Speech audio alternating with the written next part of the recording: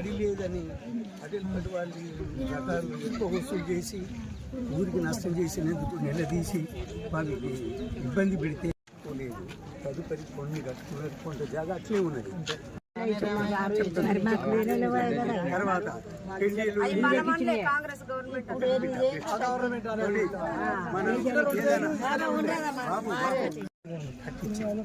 వాళ్ళకి తదుపరి మళ్ళీ 10 ఏళ్ళకు మళ్ళీ ఇక్కడ బీసీ కాలనీ కట్టించిన 8 ఎకరాల భూమి గవర్నమెంట్ 5,000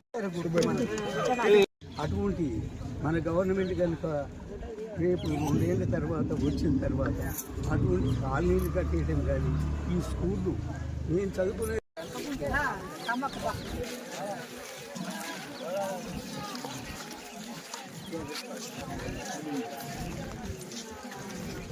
నుంచి నేనే సర్పంచులు 20 ఏళ్ళు ఆదిన సర్పంచ్ మా ఈ ఊరికి మా అన్నగారు 25 ఏళ్ళు చేసింది.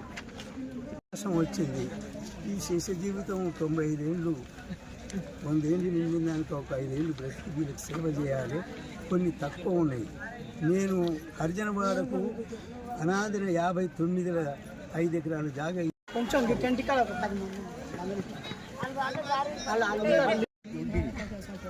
ఈ ఆవుల అమ్మాయి ఉన్న ఇల్లు